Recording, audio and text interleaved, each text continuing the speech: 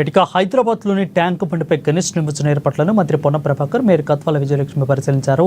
Police భద్రత, విద్యుత్, sanitation, తాగునీరు అంశాలపై భక్తులకు ఇబ్బందులు కలగకుండా తీసుకుంటున్న చర్యలపై అధికారులను అడిగి తెలుసుకున్నారు. ఇక ఖైరతాబాద్ గణేష్ నిమజ్జనం జరిగే ప్రాంతాన్ని పరిశీలించారు. వినాయక నిమజ్జనంలో ఇబ్బందులు లేకుండా మరింత లోతుగా చేసినట్లు అధికారులు వెల్లడించారు. ఇక గత 3 రోజులుగా జరుగుతున్న నిమజ్జనం తర్వాత ఏర్పడిన వ్యర్థాల తొలగింపు వేగవంతం చేయాలని అధికారులను మంత్రి ఆదేశించారు.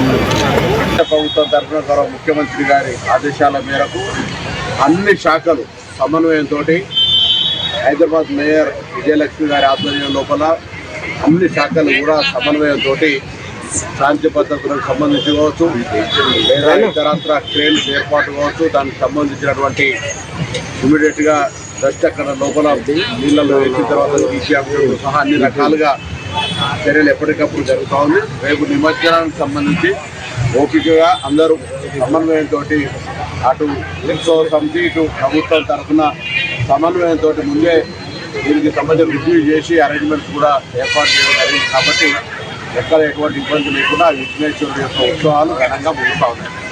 ఇదే విధంగా నాట్ ఓన్లీ ట్యాంక్ బండ్కి సంబంధించిన నెక్లెస్ రోడ్డే కాక జిహెచ్ఎంసీ పరిధి లోపల ఉన్నటువంటి అన్ని హెచ్ఎండిఏ పరిధిలో ఉన్నటువంటి కానీ రింగ్ రోడ్ లోపల ఉన్నటువంటి దానితో పాటుగా పంచాయతీరాజ్ శాఖ తరఫున ప్రతి గ్రామంలో కూడా నిమజ్జనోత్సవం జరుగుతుంది. కాబట్టి స్థానిక ప్రజాప్రతినిధులు లేరు కాబట్టి అక్కడ స్థానికంగా ఉండబడేటువంటి చిన్న చిన్న అంశాలను లైటింగ్ కావచ్చు, ఇతరత్ర శానిటేషన్ పరమైన అంశాలను కూడా చూడమని ఆదేశాలు ఇవ్వడం జరిగింది రాష్ట్ర ప్రభుత్వ పక్షాన.